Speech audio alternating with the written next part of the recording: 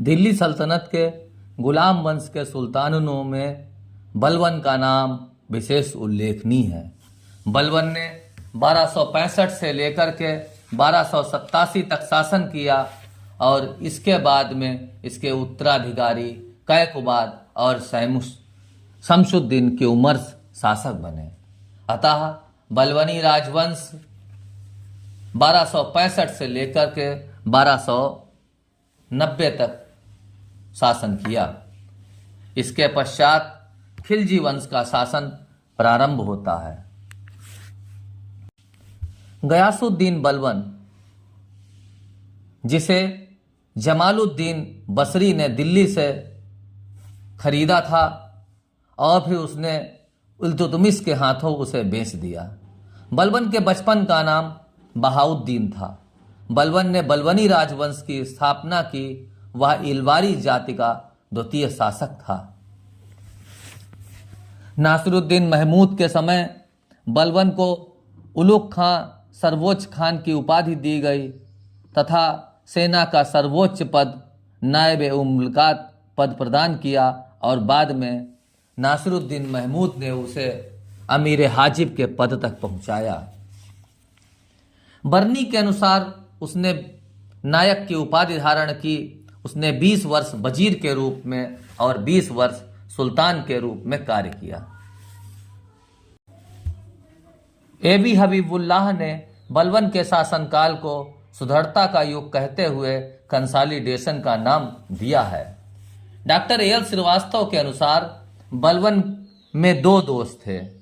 एक तो पहला वह धर्मांध था तथा अपने प्रजा के प्रति उसका व्यवहार असहिष्णुतापूर्ण था। दूसरा, उसमें रचनात्मक प्रतिभा का अभाव था। बलबन दिल्ली का एक ऐसा सुल्तान था जो सुल्तान के पद और अधिकारों के बारे में विस्तार से जानता था। बलबन ने दिल्ली के सुल्तान की शक्ति तथा मान मर्यादा को पुनः स्थापित करने का प्रयास किया। यह साम्राज्य विस्तार तो नहीं कर पाया, परंतु उसने साम्राज्य को सुदृढ़ीकरण अवश्य किया। डॉक्टर निजामी लिखते हैं, बलबन राजहंता के कलंक को धोने एवं दास्तां से मुक्ति प्राप्त करने के कारण शासन करने का अधिकारी नहीं था और इसी को छिपाने के लिए उसने दैवी तत्व की आड़ लेकर अपनी सत्ता को वैधानिक स्वरूप प्रदान करने की चालाकी की। बलबन के राजत्व सिद्धांत का स्वरूप और सार सस्सानी पारसिया से लिया गया था। वह दिल्ली का प्रथम सुल्तान था जिसने राजत्व संबंधी सिद्धांतों की स्थापना की। बलबन के राजत्व के दो सिद्धांत थे। नंबर 1, सुल्तान का पद ईश्वर के द्वारा प्रदान किया होता है। नंबर 2, सुल्तान का निरंकुश होना आवश्यक है। बलबन के अनुसार सुल्तान पृथ्वी पर ईश्वर का प्रतिनिधि है और उसका स्थान ईश्वर के पश्चात है। मेवातियों से निपटने के लिए बलबन ने रक्त और लौह की नीति अपनाई। बरनी कहता है कि बलबन ने कहा, जब मैं किसी तुच्छ परिवार के व्यक्ति को देखता हूं तो मेरे शरीर की प्रत्येक नाड़ी क्रोध से उत्तेजित हो जाती है। बलबन ने दरबार में ईरानी परंपराओं को प्रारंभ कराया। वह दरबार में ईरानी गैर इस्लामी परंपराओं को लागू करने वाला पहला सुल्तान था। बलबन ने स्वयं को फिरदौसी की अफरासियाज वंशज तथा अपने शासन को ईरानी शासन के रूप में स्थापित करने का प्रयास किया। उसने उन सभी जागीरों की जांच कराई जो व्यक्तियों को सैनिक सेवा के बदले प्रदान की जाती थी। बलबन के समय में वजीर का पद का महत्व घट गया और नायब जैसा पद खत्म हो गया। सरकारी कर्मचारी तथा जागीरदार द्वारा जागीरों से धन एकत्र करने तथा भूमि के बदले नगद धन देने का आदेश दिया। उसके समय में जो वृद्ध सैनिक सेवा योग्य नहीं रह गए थे उन्हें पेंशन देकर मुक्त कर दिया तथा स्वस्थ नए सैनिकों को सेना में भर्ती किया और उनके वेतन में वृद्धि की। बलबन ने चालीसा दल का दमन किया।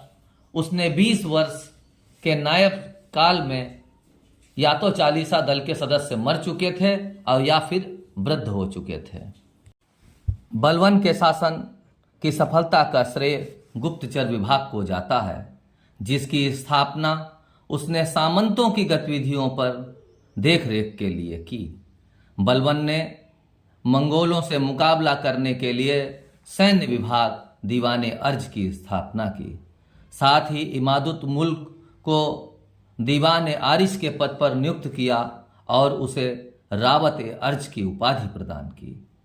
उत्तर पश्चिमी सीमा पर मंगोलों की सुरक्षा के लिए दुर्ग श्रृंखला का निर्माण कराया तथा शहजादा मुहम्मद उसका पुत्र मंगोलों से आक्रमण करते हुए मारा गया।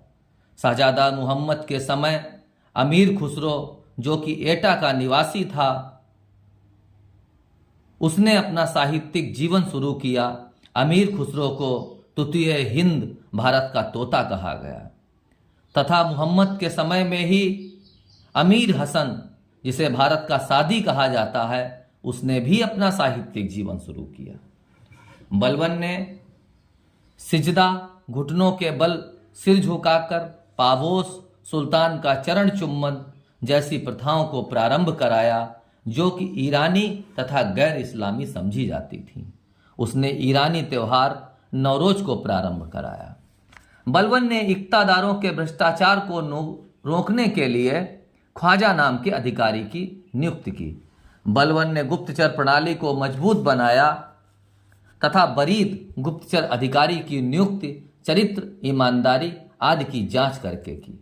1279 में बंगाल के इक्तादार तुर्गी खां ने विद्रोह कर दिया और सुल्तान मुगीसुद्दीन की उपाधि धारण कर ली और उसने अपने सिक्के चलवाए तथा खुतबा पढ़वाया।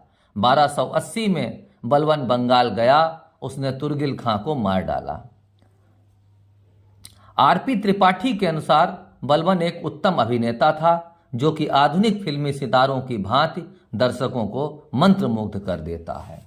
बर्नी लिखता है, बलबन की मृत्यु पर मलिकों ने अपने वस्त्र फाड़े, नंगे पैर सुल्तान के शव को दारुल अब्रिस्तान तक ले गए और 40 दिन का शोक मनाया तथा जमीन पर लेटे। बलबन ने शेख फकीरुद्दीन गजे शंकर, बाबा फरीद, जो कि शिष्या शाखा से संबंधित थे, उनको अपना संरक्षण दिया तथा अपनी पुत्री हुजैरा का विवाह बाबा फरीद से कर दिया। बाबा फरीद का ज्ञान गुरु ग्रंथ साहब में संकलित है। मेहराबों का प्रचलन कराने वाला सबसे पहला व्यक्ति बलबन था। उसने लाल महल में अपना मकबरा बनवाया, जो शुद्ध इस्लामी पद्धति पर बना हुआ भारत का पहला मकबरा था। कैकुबात तथा शमसुद्दीन की उम्र 1287-1290। बलबन की मृत्यु के बाद दिल्ली के कोतवाल फकीरुद्दीन के कहने पर कैकुबात को सिंहासन पर बैठाया गया। उसका राज्यारोहण यमुना नदी के किनारे किलागढ़ के महल में हुआ। कैकुबाद ने मलिक फिरोज खिलजी को आरजे मुमालिक का पद दिया और उसे शाइस्ता खां की उपाधि दी। कैकुबाद के बाद में उसका पुत्र क्यूमर्स गद्दी पर बैठा। 3 माह बाद जलालुद्दीन फिरोज खिलजी ने उसकी हत्या कर दी। इस प्रकार द्वितीय इलबारी तुर्क वंश का अंत हो गया और खिलजी युग का प्रारंभ होता है। बलबन के बारे में एक चर्चित युक्ति है, एक मलिक से वह खान हो गया और फिर खान से वह सुल्तान हो गया। धन्यवाद। यहीं पर गुलाम वंश के सुल्तानों का अंत होता है। यह शासनकाल 1206 से लेकर के 1290 तक था। गुलाम वंश के सुल्तानों में कुतुबुद्दीन ऐबक, आराम शाह, इल्तुतमिश, रुकनुद्दीन फिरोज शाह, रजिया, बहराम शाह, अलाउद्दीन मसूद शाह, नासिरुद्दीन महमूद, बलबन, फिर कैकुबात और क्यूमर्स का नाम शामिल है। धन्यवाद।